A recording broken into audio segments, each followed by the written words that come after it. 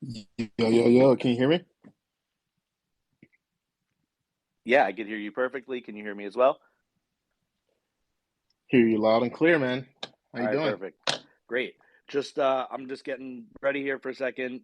Give me like 3 minutes and then, I'll do the intro and all that and then we'll get started if that's cool. Oh yeah, it's cool with me. Perfect. Yeah, just give me 3 minutes and we'll go. Or two.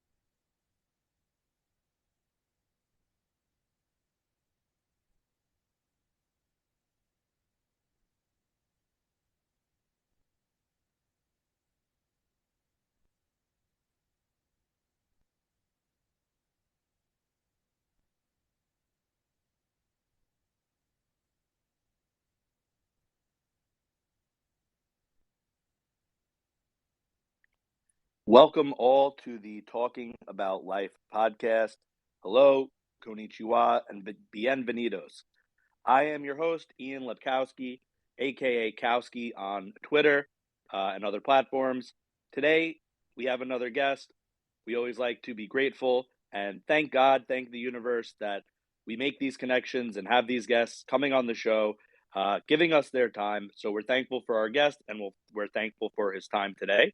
Today, our guest is Rob. Rob is a part time investor. On Twitter, he is at Investing Rob. His bio reads military to millionaire, creating a financial community on my journey. I tweet personal finance and real estate. And also, he is a at VFriends Series 2 holder. Rob, and just so the audience knows, this is our first conversation. There's no rules. It's just talking about guest passions. And often it leads to, entrepreneurship, sometimes religion, lifestyle, positivity. But like I said, it's really no rules other than keep it passionate, keep it positive. But Rob, welcome to the show. How are you doing today? Hey, what's up, brother?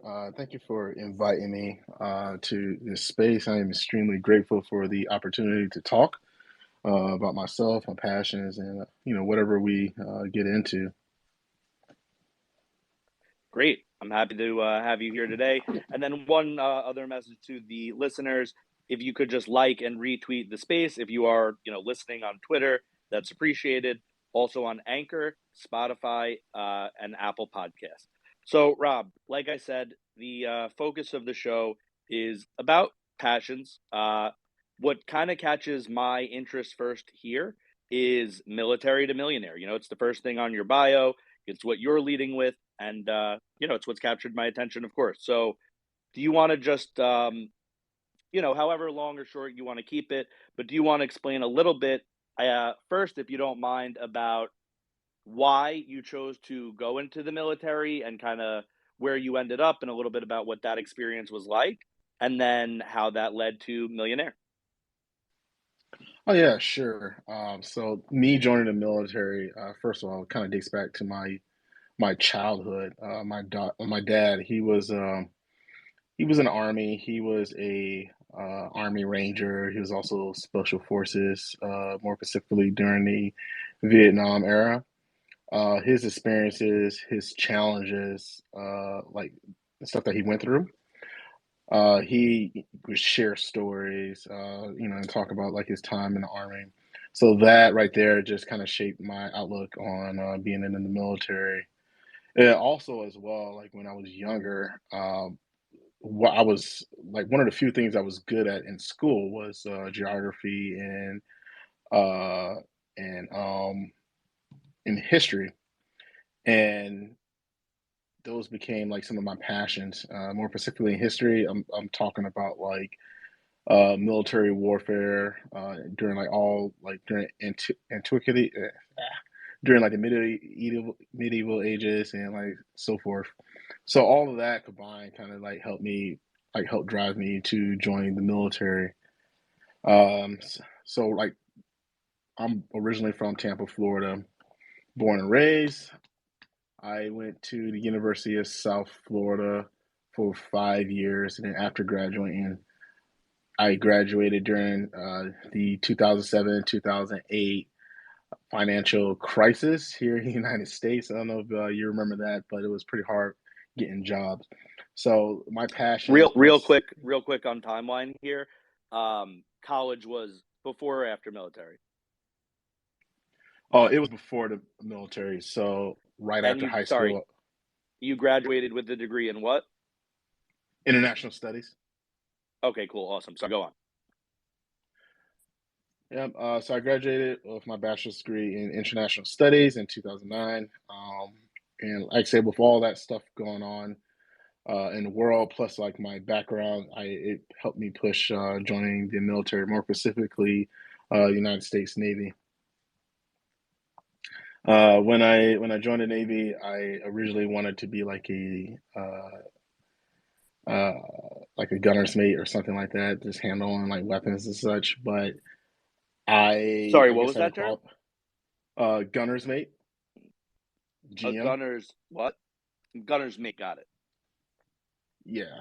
And that is Um, describe that again one more time.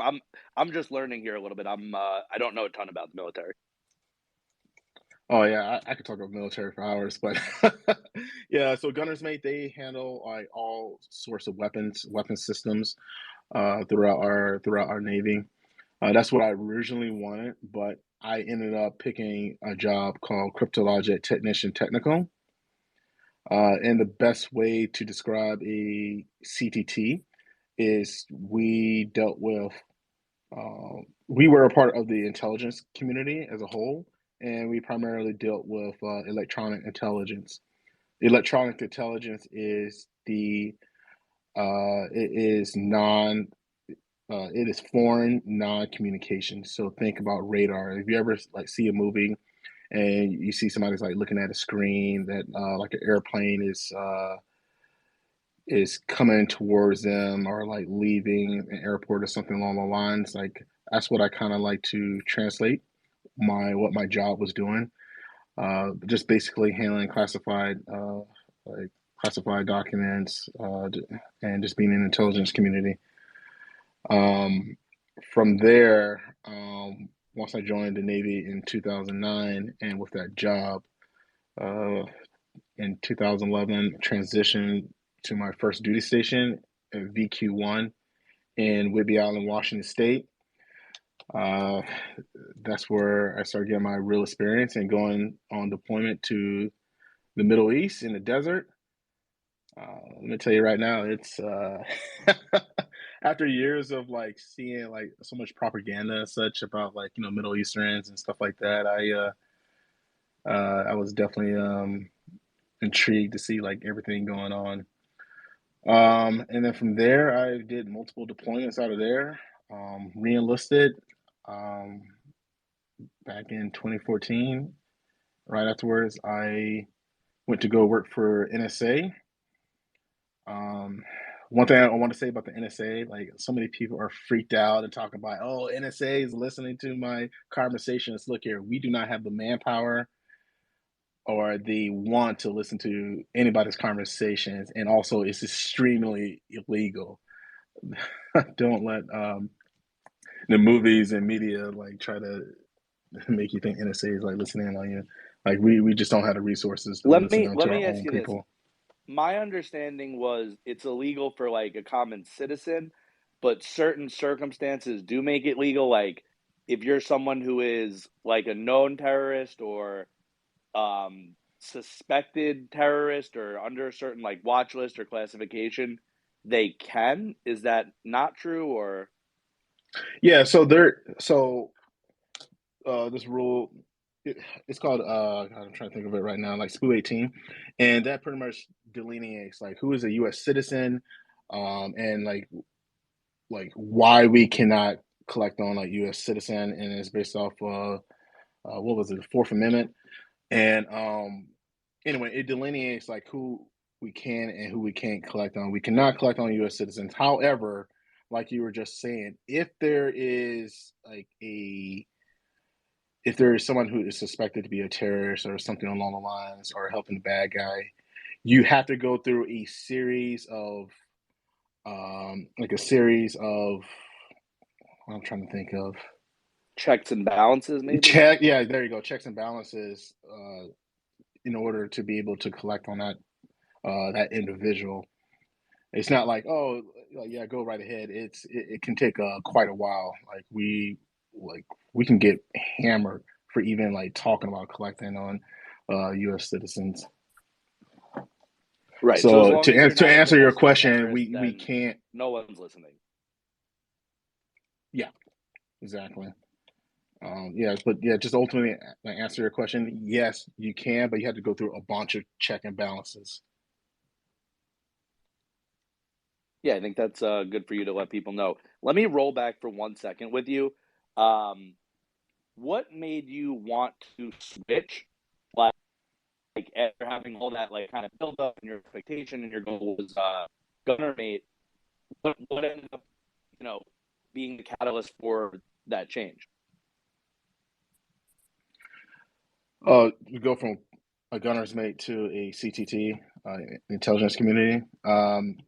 It's primarily like what I qualified for. I didn't qualify for to handle guns and weapon systems and stuff like that, so I didn't qualify. So my What recruiter do you was know like, "Hey, why? you know what? I no, I don't. I guess it was my ASVAB score. It could be that. Like I just didn't qualify. Do you think I didn't it's get it. that like do you think or know if it's that you didn't qualify to be a gunner's mate or that based on your results like I don't know like like CTT it sounds like I don't know high intelligence and like maybe they thought like you were too smart like I don't want to insult anyone who's a gunner's mate maybe I don't want to say too smart but maybe they thought your talents were better used with the other thing even if you were qualified or they definitely said no you're qualified. I never thought about it to be honest with you, but I it could be either or to be honest with you. It could I be so would I like would bet you were overqualified or qualifier for the other thing if I had to guess, unless like you felt something on the physical because I don't know. I'm thinking Gunner's thing is physical things unless you're like oh yeah like this is really low. Um, I would think you would qualify. So I would think you probably qualified for both and they want to do this more. But yeah, I guess who knows? But I mean that's just my thought. yeah, could be. I'm actually pretty happy I got the job that I got because I have a top secret SCI clearance. It's like the highest you can get. There's a little bit more, but I'm not even aware of them. But the jobs that I can get after I retire from the military are very plentiful. And it could be. I was just talking to this one guy who was working at the NSA. He was a he was a cleaner, like he picked up like garbage and stuff like that. And the only way he was allowed to be on the watch floor was because he has a TS clearance. So, in order for him to be able to get on the watch floor, he needed that TS clearance, and they paid him extra. So, if you think somebody who's like a garbage man or cleaner or something like that, like no disrespect or anything, they get paid like maybe 50, 60 grand.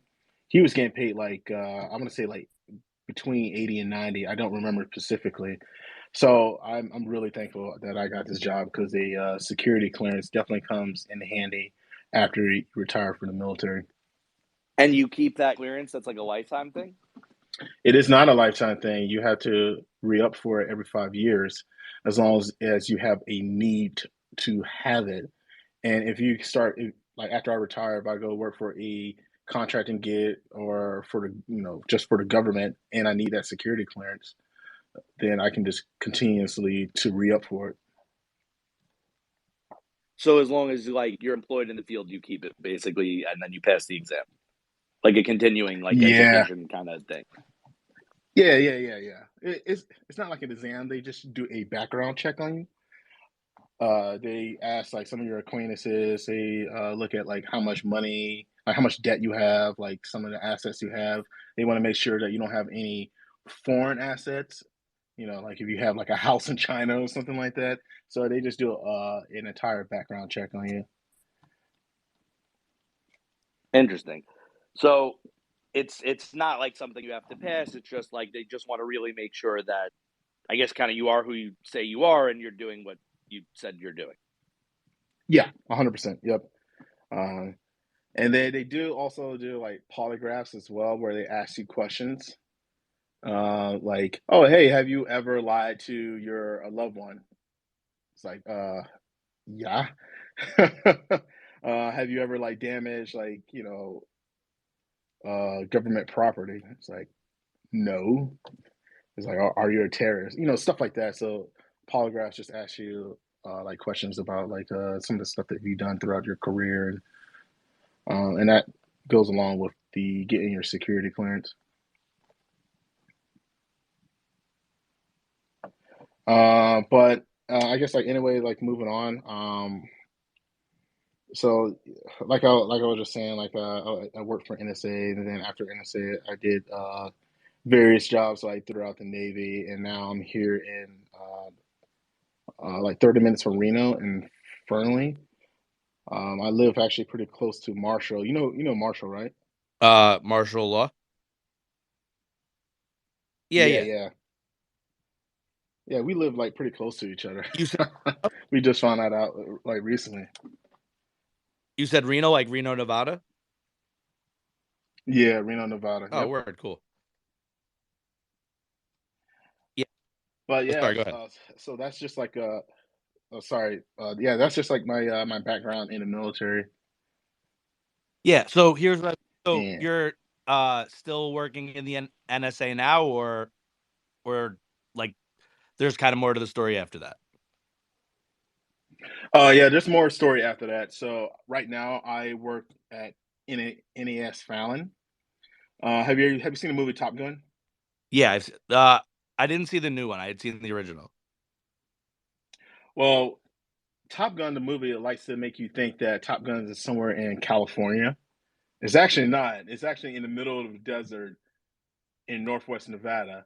So I work on the same base as Top Gun. Oh, that's fucking dope. That's like a cool little like accolade kind of thing, or cool thing to tell people. I would feel pretty dope if I worked at the same base. It was in a fucking incredibly popular movie. Yeah, man, yeah, but those guys, they're not that cool. I'm just joking. The real ones are the ones from the But yeah, movie. so that's the real ones. They're not that cool. They're all right. Navy's better, right? Yeah. Got to rep your No, they're Navy. division. They're Navy. They're Navy. They're Navy. Oh, that's not Air Force? Nope, it's Navy. Oh, yeah. I like I said, I don't know a ton about the military, but gotcha. Okay, so sorry, I keep cutting you off here. So you said where do you work now? Oh, Sir. sorry, duh. You just Yeah. said you work at the base. Okay, so what do you do there? Sorry, that's what I meant to ask.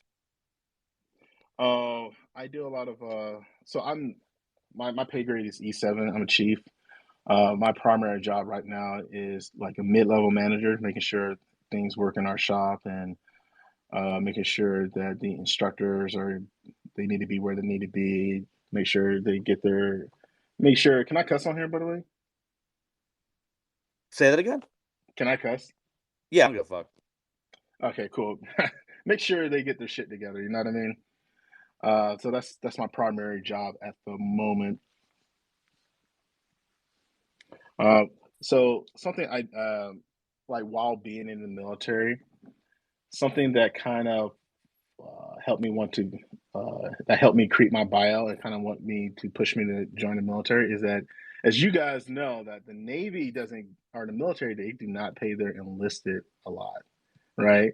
So knowing that, I back in 2017, I not 2017, but in 2016, I read the book Rich Dad Poor Dad. Have you guys heard of it? Robert Kiyosaki, correct? Yeah, Robert Yeah, I Kiyosaki. read that. And in it, Put it on Audible. and yeah, it's an amazing book, right? They teach you. They talk about how much, like, if, like, like about assets and like liabilities, and how anything that's an asset puts money in your pocket, and liabilities take money out of your pocket. After reading that book, I looked around my house, my townhouse at the time in Denver, Colorado. I looked around and I'm like, I have nothing but like liabilities in my house. And from then, I was just on this path, and I just made it my passion to talk about like personal finance and like financial literacy. It's one of the most important things that's happening in our culture and our country right now, due to the fact that so many people thought the American dream was like the big expensive car, the big expensive house, and just buying like this crazy like nonsense jewelry, shoes, like whatever you think. But now you're starting to see people think, oh no, like economic and financial freedom, that is the American dream. That is the path to go towards. So one of my passions is just to continuously to talk and teach about that. And just going back to the book and being in the military, I realized like, man, the military really does not get paid that much. So what I wanted to do is save as much as I can, and decrease my expenses, and then like just invest the rest. Because one day I'm gonna put up my uniform, and the last thing I want to do is just be completely dependent on having a job again. I want to have some type of financial freedom. Yeah, of course. And I agree with you entirely that the dream is financial freedom. Not just like having stuff on your credit card and fronting and having all these material possessions, that you can't afford kind of thing. It's either being able to afford those things or being able to travel or spend more time with your family. It's, financial freedom is really personal freedom of, how you spend your time. So yeah, that's the dream, right? To be able to literally just do what you want when you want to do it in terms of finances. Obviously, there's things laws, but you know what I'm saying? Like that, of course, is the dream. And I want to make sure I'm getting the story correct here. So the military to millionaire, the millionaire aspect of it. You said the military didn't really pay you that much. You had to save up. So where does the millionaire part come from? Like, did you just save your way to being a millionaire? No, obviously. You said you started investing. But do you like also make a salary now where you're like making $1 million a year plus you're investing? Or I guess could you clarify that?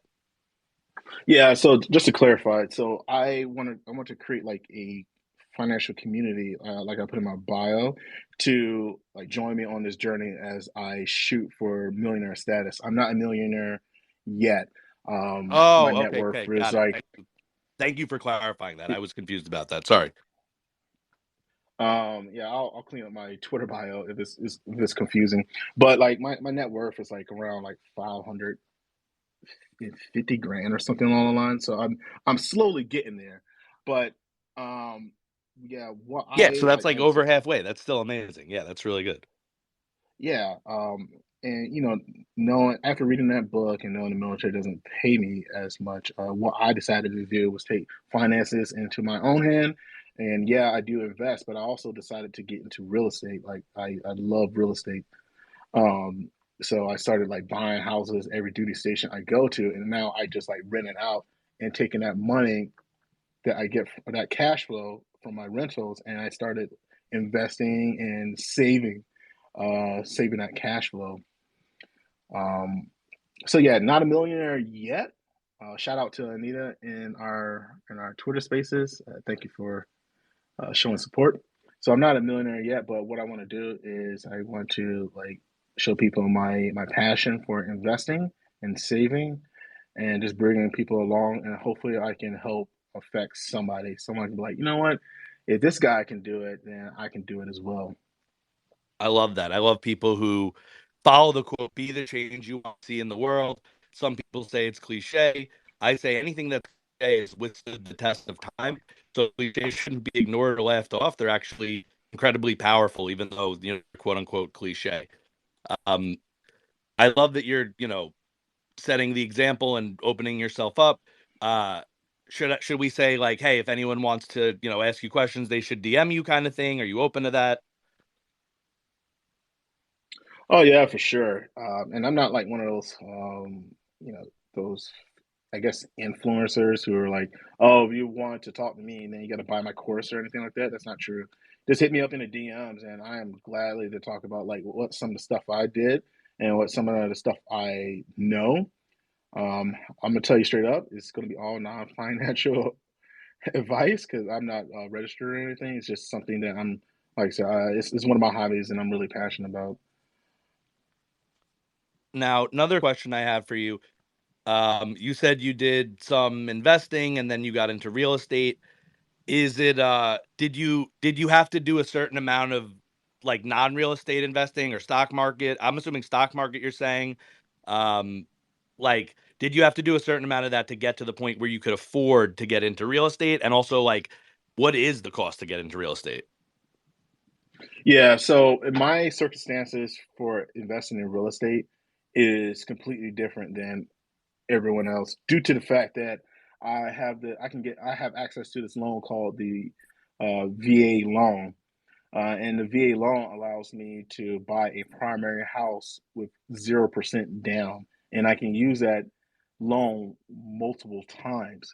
So, for the most part, whenever I went to go buy a house in Denver or Jacksonville, Florida, or up here in Fernley, Nevada, I was just able to use a VA loan and put 0% down. Um, did I invest prior to help with my real estate? Not really. I mean, I did invest. I invest a lot. I invest a lot, but there was no correlation between my investing in stocks and crypto into real estate. I just want to invest in all. I think just having investments and ownership is just extremely important to get that goal of being a millionaire, or having that financial freedom. What we talked about earlier. Yeah, I agree. I think that sounds awesome. Uh, and I'm very impressed by everything you're saying, by the way. Like when I was like, "Oh, so you're not a millionaire?" Like that is not like a slight in any way. I hope you understand. You are way closer to being a millionaire than I am. So I'm impressed by everything you're saying here. I think it's awesome. Again, think you're being a positive role model. Let me ask you this. Um, if obviously if you're a veteran and you have access to this loan, I think, that should be the message for anyone, who's in that position. So, if you're marketing to people, my piece of advice would be like, go hard on that because that seems like a really good opportunity to take advantage of that not everyone has. So it's like a niche, I guess you could tap. However, my question is, I'm obviously not in that niche, as I've mentioned to you. I'm not in the military. If I want to, get into real estate, you're talking about this community of personal finance, and not financial advice, of course. No one's, holding you to a legal standard here. We're just having a conversation. Everything's opinions. But yeah, what is your opinion about like how do you get from either having nothing or having maybe 50 to 100,000 or something to having 500,000 or having enough to get into real estate? So that's a great question. Appreciate it. From what I've seen, I haven't personally done it, but from what I've seen and heard, like listening to millions of hours of podcasts and stuff like that, I think the best thing a person can do is first off have a 9 to 5, have that 9 to 5 job, a secure job, and then like Gary Vee says, sometimes it's like live with multiple friends if you can, and just decrease your expenses as much as possible. Once you decrease your expenses, save the rest of that money, right, from your income. Afterwards, if you are now interested in investing into real estate, you can then go buy, let's just say, like a multifamily, right? Multifamily that you can reasonably afford. Go buy a multifamily using like a FHA loan, which only requires you to put 3.5% down payment. So you then put that 3.5% down payment using this Wait, say that loan. again. You said FHA. Yep. Could you explain that a little bit?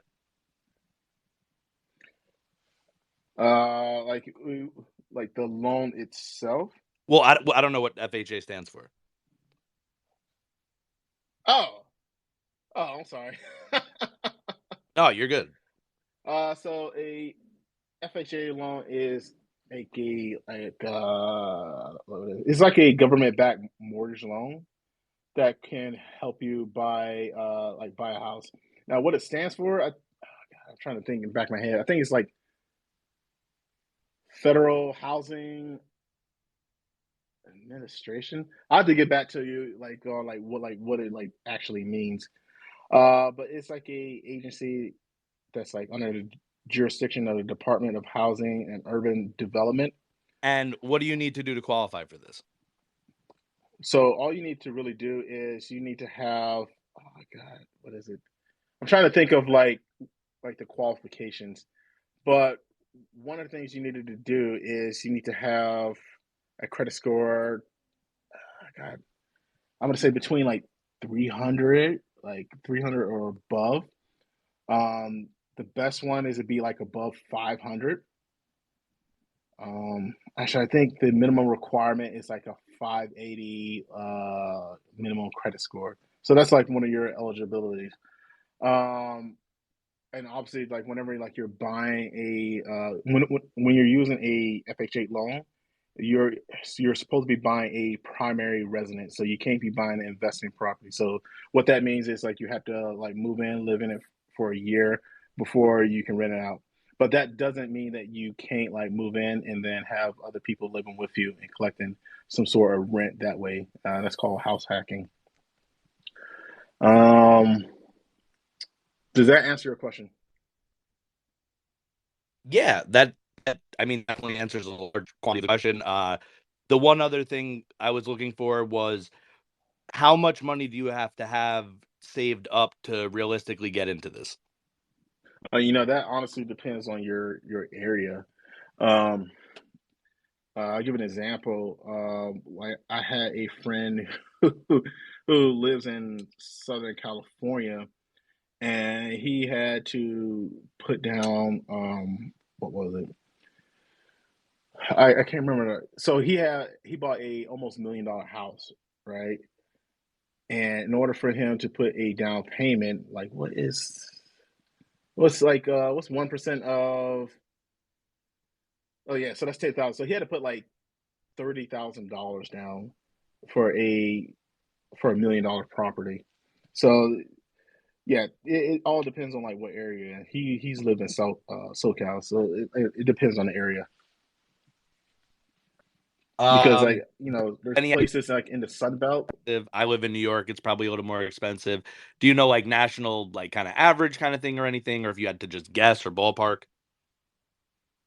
So the home prices is over like the national average is like over 400 grand. The last time I checked, this was like a couple of months ago, because like the past couple of years, like homes have been appreciating like crazy. So you take that information, 400 grand, like 3.5 is like for eight, like what, like 12 grand, put money down using an FHA loan And what for like percent that you need to put on the overall cost, like for money down? yeah, for the money down, it's 3.5%. That's all you have to put down. Yep, And for an FHA loan. what's the rate of interest on the loan? Ooh, that depends, right? That depends on what lender you get, but it's comparable to like having other conventional loans. Okay, because I mean I don't know. I've never taken out a loan, so I barely know anything about it. But I guess what I'm thinking is, because then would you put yourself in a situation where now you have this loan and you're paying a rate back on the loan, but then you're also like, you're gonna so you're buying like you could get a loan to buy the house full out is the thing. Like, I guess I'm wondering, like, are you still paying a mortgage in that scenario, and then you have rates on Yeah, that? yeah, 100%. Because then you're Yeah, getting 100%. hit with the rates, no? No, yeah, 100%. So not only you're paying like the mortgage down, like the principal, but you are going to be charged like an interest rate as well. And like I said earlier, the interest rates are just comparable to like a regular conventional loan or a VA loan as well. Right. So then obviously, despite like, there being those kind of two extra factors of accumulating interest, if you're doing this successfully and making money, then obviously, the process that you use or the system or the method is something that the money that you make on the flip or when you end up selling is, easily overcoming whatever these interest rates are. Could you, Yes, 100%. yeah, of course. Could you explain that, like what that process is? Like how do you go about I guess selecting a house, like um and then you said you have to live in it for a year. So I guess the plan would be you buy a house that you're going to live in that has extra rooms or like some sort of extra space or basement, something like that, that you said you can legally rent out with this loan. um and then you'd have to rent it at a rate that's high enough to be profitable compared to what you're paying back. Like, is that Yeah, that's no, and that is 100%. That is like the the basic, and yeah, that's you're spot on. Um, and I mean, if you want to, I can kind of go over like what I look for. So like what I look for when I was like buying my house in Jacksonville, Florida, the first thing you want to do is like you want to look at the city and its population. Does it have a population of, let's say, over 200,000 people? All right, it does. Cool, check. Then you want to look at, all right, what is the job sectors like, right? Is it like even, or is it like primary in something like car industry? I kind of stick away from buying a place that's like has a like heavy job sector, like this one job sector, because then you get stuff like Detroit, right? It was heavily into the car manufacturing for decades, and then when it pulled away, that entire city just collapsed, or pretty much collapsed, right? So after you want to do that, then you want to look at what area, like some of like the best areas within that city, right? You wanna you kind of want to look at the rent, like what it's like, what the rent is going for in that area. You want to look like the highest rent, the lowest rent, and like what's in the middle. I generally like to go for like rent in the middle because that kind of tells me that I am more than likely to get a tenant. So afterwards, you then want to start looking for like houses in like different neighborhoods, and you want to see like what that's when you start doing like the analysis, saying, all right, so if I got a mortgage, a fixed 30-year mortgage for, let's say, like 200 grand or something like that, what is my monthly mortgage payment, including the principal and the interest and taxes and stuff like that. Say for instance, for Jacksonville, for me, it was like $1,000.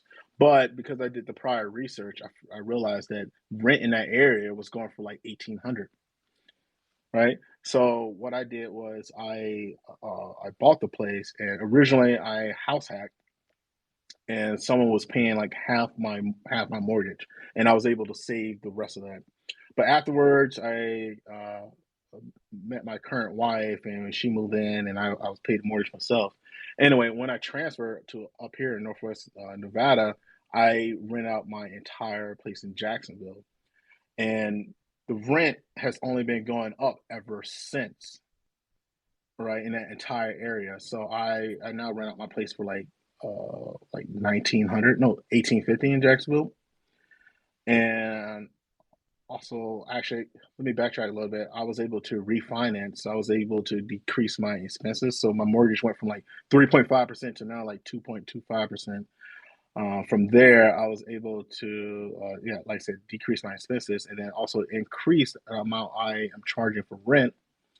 And now my mortgage is only like $978 a month, and I receive 1850, not including the property management percentage. And now I cash flow like $705 per month from this. So yeah, there's a lot to take into account before you go off and you take out a loan and you buy a place. But primarily, it's just like, all right, so what is the population like? What is the rent like? What can I reasonably afford and make profit and cash flow every month?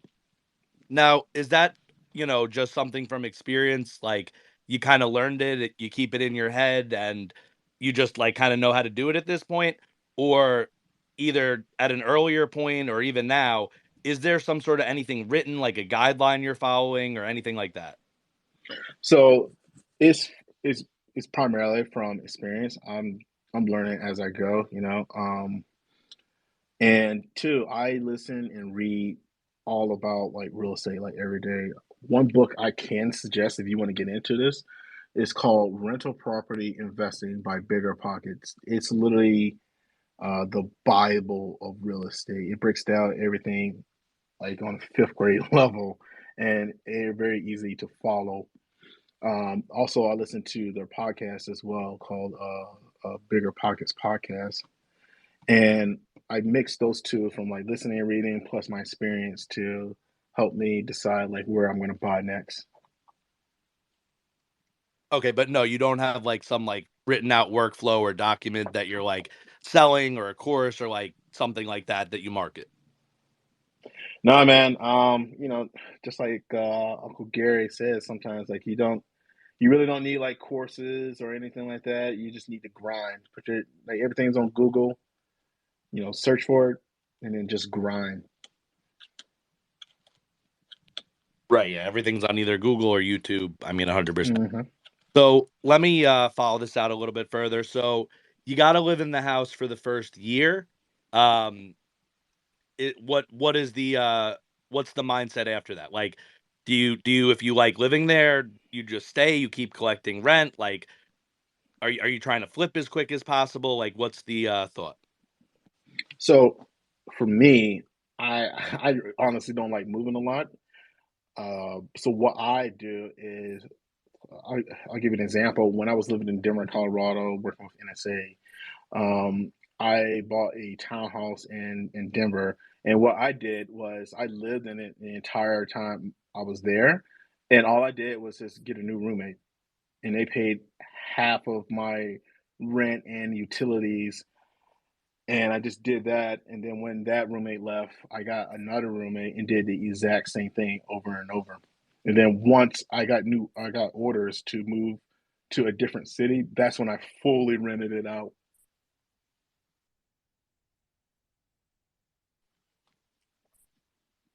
So it's not like you plan to flip from the beginning. It's like the system that with the rent, like that itself should be sustainable unless you have some reason where you're forced you can just like keep living there. Yeah, pretty much. And if you wanted to get to the point, so yeah, that's brilliant. That's a great system. So let me just commend you for that. I think that sounds really smart.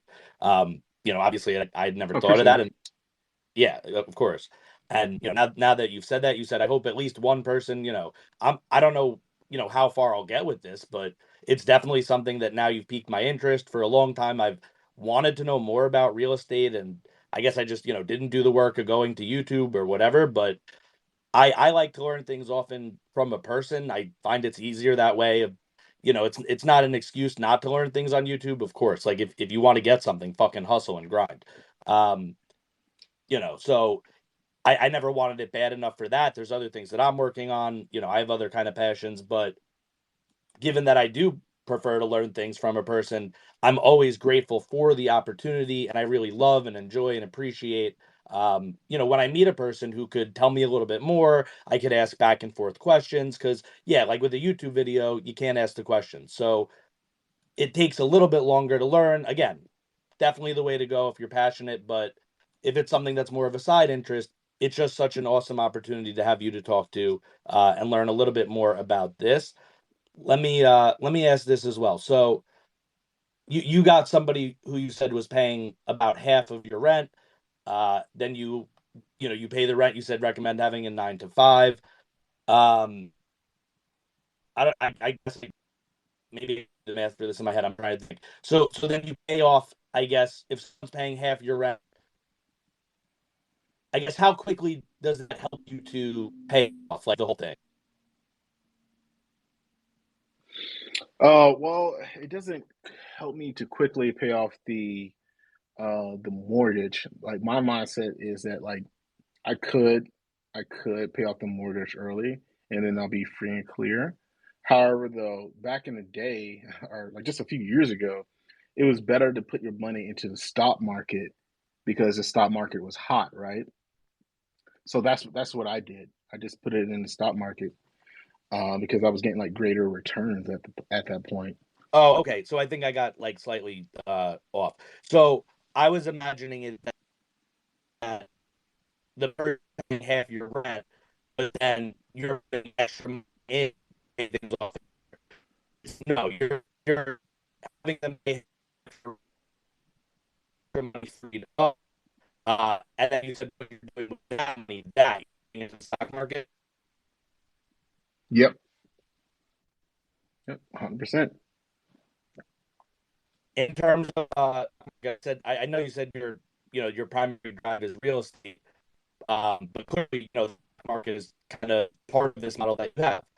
What, when you're going to look at the stock market, again, not financial advice, but what are the thoughts that you have or consider?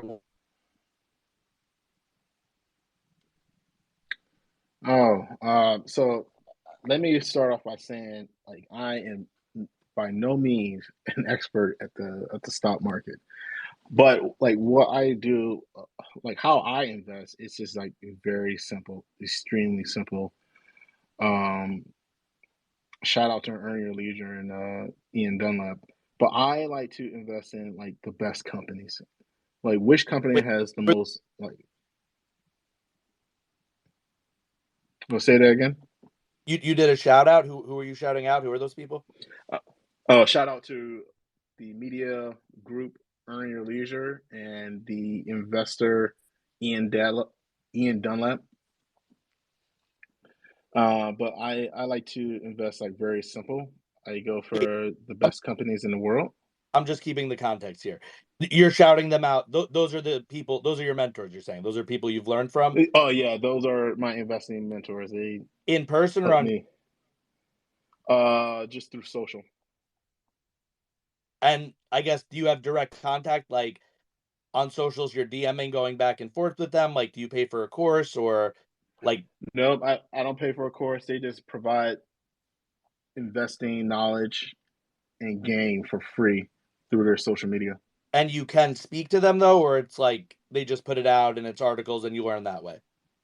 Yeah, you can just learn from them, or you can actually like join their course or whatnot. You can speak to them. Okay, but then to get that direct access to ask questions, that is a course with these guys. Yep. Okay, cool. Go ahead. So are you? But you're not in the paid access course. You're just doing it, following them. So where are you following them? Twitter or it's like a website? Follow them on YouTube, Instagram, primarily. Okay, cool. Um, Sorry, go ahead. I know I keep cutting you off, but I don't know if other listeners are having the same questions, but just in case they do, I just like to ask the questions that I have that come up, so people could, kind of keep track. But go ahead. Yeah, so I was just saying, I like to keep it really simple when investing. I invest in like some of the best companies in the world: Apple, Microsoft, Google.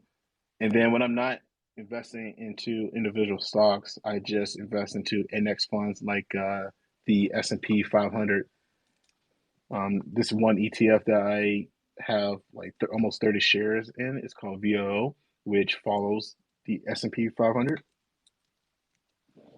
And the S&P 500 is just I like to describe it as just like a basket of the 500 best companies in the United States. And um, yeah, it's just the 500 best companies in the United States. And VOO, they like to, Best defined, I'm guessing, by profit, like number. yeah.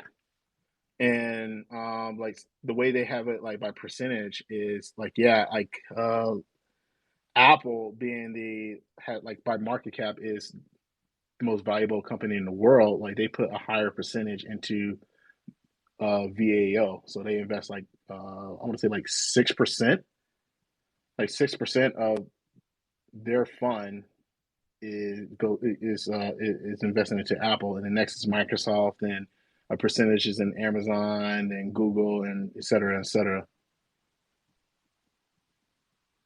Yeah, I agree with that. That's something I'm a little bit in the stock market as well. That's where I've made some of, my extra money and got some gains. I would say I have a similar strategy where I keep it a little bit simple. Um, Let me ask you this. Are you an investor you would classify yourself as? Or is any part of you a trader? Like when do you sell? Do you sell? Or, have you even never sold? You're still just building, or where are you with the selling mentality? Oh man, uh, that's an awesome question, and I'm gonna ask you the same thing afterwards. I'm just a buy and hold dude. I just buy and hold. That might not be the best strategy in the world, because taking profit, you'll never go broke. That is the truth. But I just buy and I just hold for the long term. What about yourself? I'll answer that, but to clarify, so you've never sold anything, or like like if you need money, you sell a little bit of something, or you haven't sold anything yet. So I've sold some stocks, like bad stocks, before. Back when the meme craze was going on with AMC, I knew it was a bad like I just knew like this. There's no way this is sustainable. But I'm gonna put some like I think I put like maybe $200 towards it or something along the lines. I bought some stock. It rose up a lot, and like the first sign of a pullback, I just sold. I don't do that regularly. Like that's just not my style. But I have sold stocks before, like either like like that meme stock or a stock that I've had like over a year and it's a bad performer. And I'm like, you know what? I'm just gonna cut my losses and just move on. Okay, basically, then you sell. Usually, no, usually not a trader. If there's an opportunity that comes along that looks really good, you've got your ears and eyes and mind out to the market. So you may go for that and try to capitalize on a trading opportunity, like you said you did with kind of like a meme stock. But it's not part of the overall strategy to be buying and trying to trade. It's more of like a buy and hold, and then at some point in the future, if you need it or when you need it, then you'll have it for whatever, purchase or whatever you're using it for.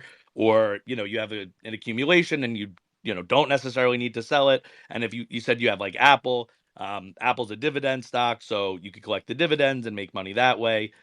So yeah, I think that's pretty awesome. Let me answer your question. I don't want to, get too far away from that.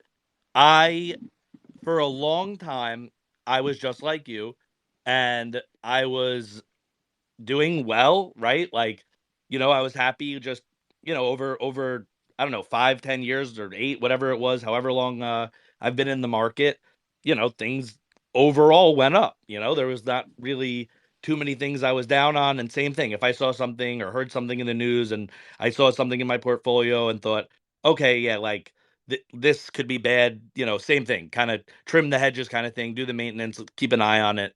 Um, and then I got greedy and or I don't know, like yeah, maybe a little bit greedy, right? Or kind of more motivated or whatever it was. I got like ambitious, but to some extent overly ambitious because then I started trading and obviously not proud of this, but lost like a considerable amount of money, several $1,000s trying to, make a few $1,000s. I ended up losing a few $1,000s. Um, so I think for now, I'm going back to the other strategy of just doing what I've done that's worked for me, trying to play things long term. Because, like you said, as part of your strategy, I do have a 9 to 5 job.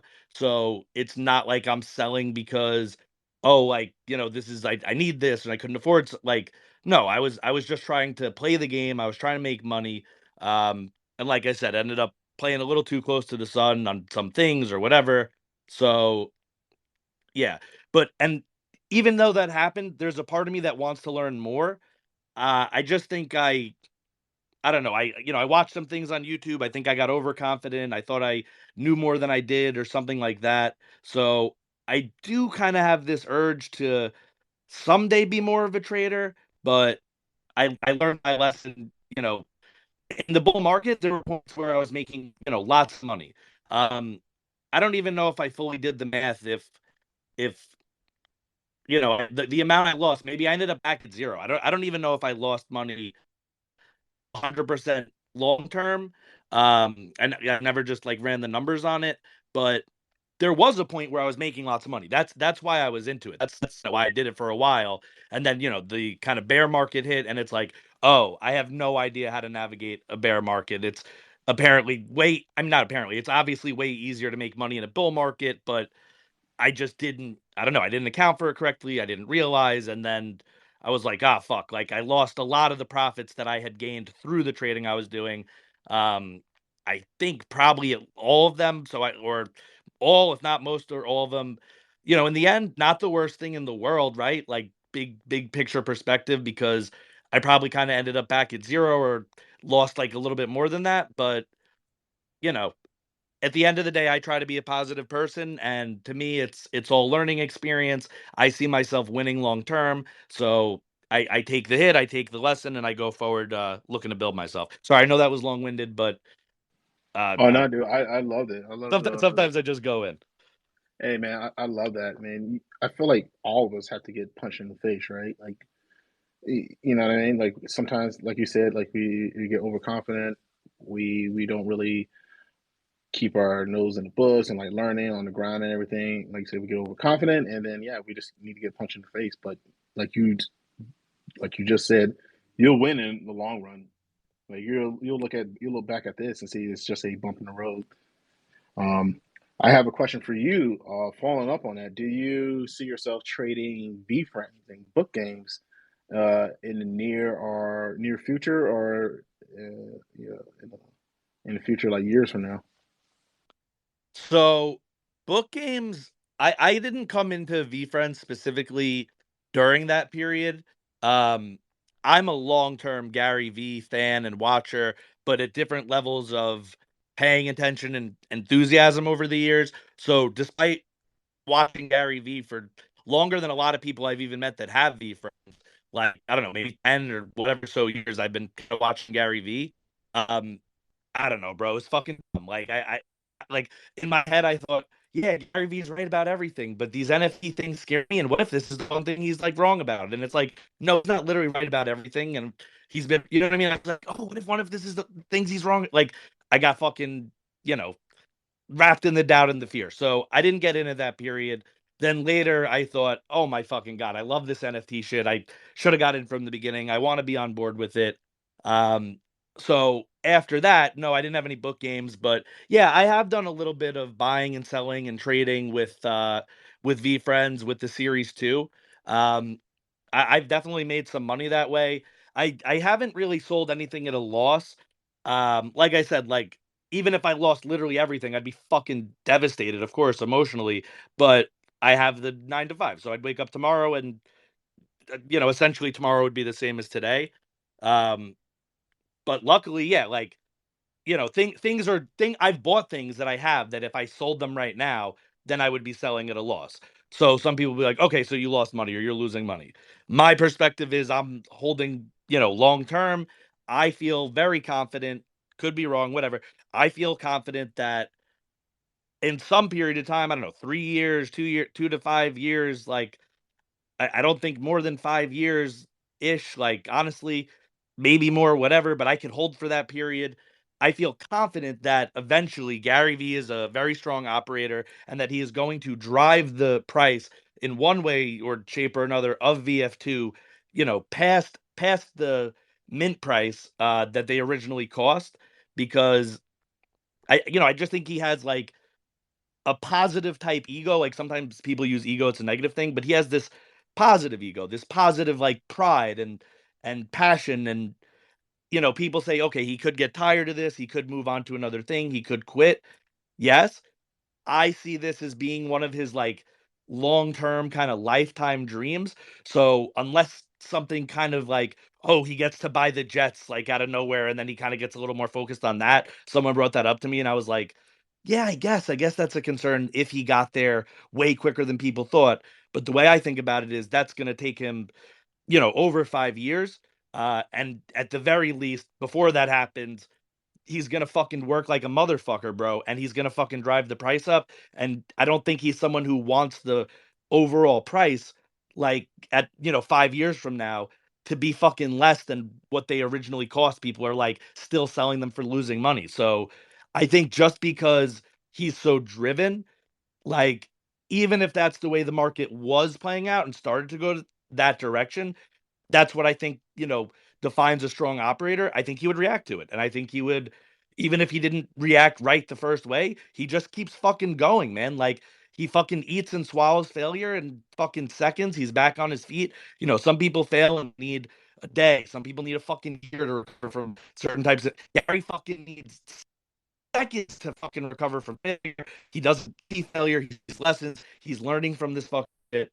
Um, so technically, yes, to answer your question, I'm trading. If I sold things now, some of the things I ended up holding, and it's like, okay, maybe I lose money on this. Um, but I trade a lot of things. I like to buy like shoes, sneakers and stuff. I've bought like art online. I've like paintings and stuff. Um, what else? Like figurines, like the cause. I don't know if you've heard of that kind of shit. So part of my side hustle, in addition to having the 9 to 5, in addition to having, my kind of own clothing brand and a podcast, that type of shit, I'm also always trying to fucking do the shit Gary talks about and make a flip on whatever the fuck you can make a flip on. So yes, I've traded NFTs. I've definitely, I believe, one NFT I got like fucking fun and I sold it at a loss and whatever. There's ones that I know that'll never go up, that at some point I'm just gonna sell a loss or fucking eat it. That's a loss. But I think overall I'm up on NFTs, like with the amount that I've made and traded.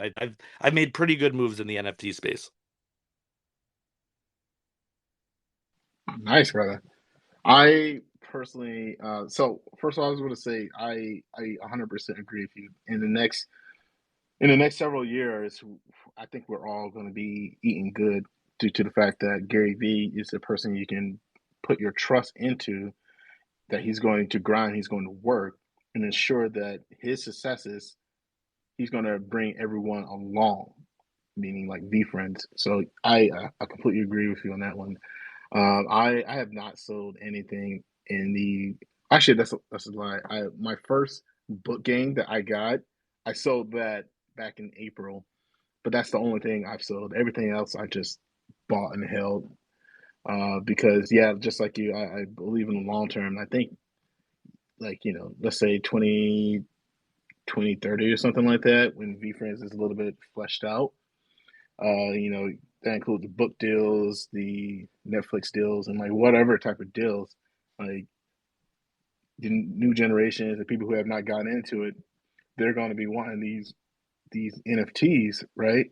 And I think that will be the play that everyone can execute, where they can sell like a less favorable VFriends that they have in their portfolio.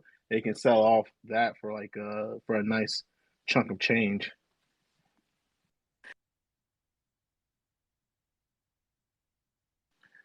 Did you ever hear about how Gary Vee?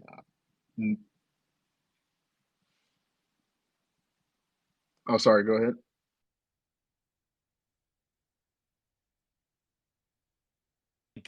Like, again, anyone could be wrong. Like someone's gonna look back and go, "Ah," but I feel so confident, bro.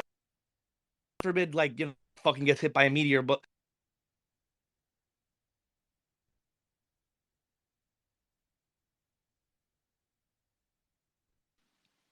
3 year itch model Um, where like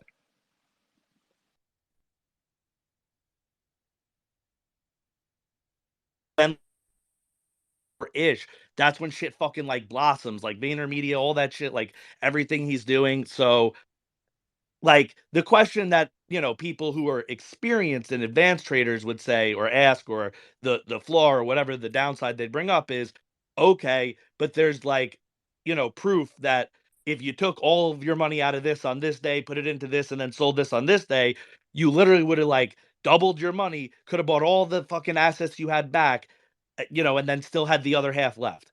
Yeah, that's like the quote unquote downside of having a long-term mindset in trading. You always could have made more, but I don't know, man. I have an ambition for wealth. I just don't think that way about it every second, every time. I'm not at that level of ambition or greed or whatever it is where, I'm thinking like, oh fuck, like it doesn't upset me that much to see, oh, I could have put this into ApeCoin, fucking made a quick. I could have fucking also lost all of that. And that was my point about the trading before. Like when I did try to get into that and got like too excited or emotional, I ended up fucking starting to lose when up until now, I basically only went up. And for me emotionally, I just feel better. It's easier. It's less stressful. I can focus on my day job, taking care of my family, other parts of my life. If I'm not constantly looking at fucking some shit that I'm trading that I'm scared to lose and all that shit. So even though you could make more, until I really get my knowledge level up on that shit, I'm avoiding some of it. But if I was going to trade something, I think VFriends is one of the things that I look at it a lot anyway. I like to look at the floor, not even like from a stressful way, like just to see how the project's going. What's the price? Like, what are people selling at? And if you look at it enough, sometimes you'll just be looking at it and you'll be like, holy shit, like that's kind of listed pretty fucking low. You buy it, you list it a little higher, hopefully it fucking flips. But then again, my mindset on the long term is if not, I'll just hold it. And I also like the part where you go to the events, you get to redeem some fucking merch. So if you could hold it for 5 years, you could get, 3, 4, 5 years worth of benefits and redeeming some shit. Maybe you sell some of that. Maybe that helps, offset some of the price. Um, and then you sell it when it's up. Let me also just throw attention time. We're definitely over the hour. Sometimes I go a little bit over because we're just having fun here. I love the conversations, but I do try to have some consistency and especially not to keep the episodes too long for listeners. So I'll say, let's go ahead and start to close out here. I usually give the end of the podcast for the guest to kind of just like super chill if you want to, or if you have anything, like if you had a book coming out, you'd be like, this is the name, it's coming out on this day, I'm signing it here, that type of shit. Um, or if not, then we'll run for like 5, 10 more minutes because I give the guest this opportunity always. But I ran past the point where I usually would ask because we're having so much fun. At this point, do you have anything you kind of want to put out there, super chill, some sort of big message for the audience, mic drop moment, anything like that? Yeah, I can just want to say a couple of things. First of all, thank you for having me and running this space. It's been absolute blast just talking about some of my experiences, what I've done in the military, and also on my journey to become a millionaire. And thanks to everyone who was in this space while I was sharing it.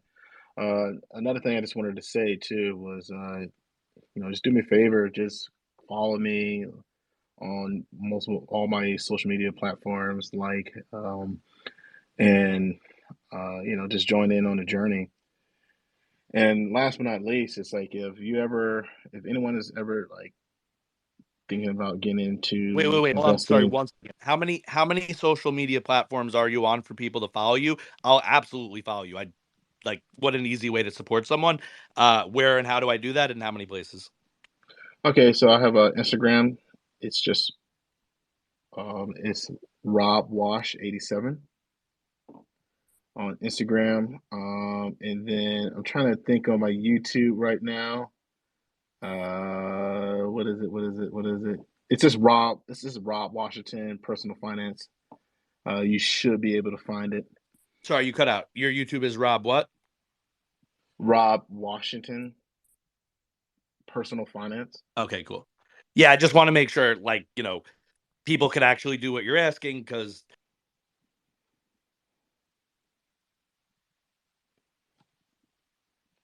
Oh yeah.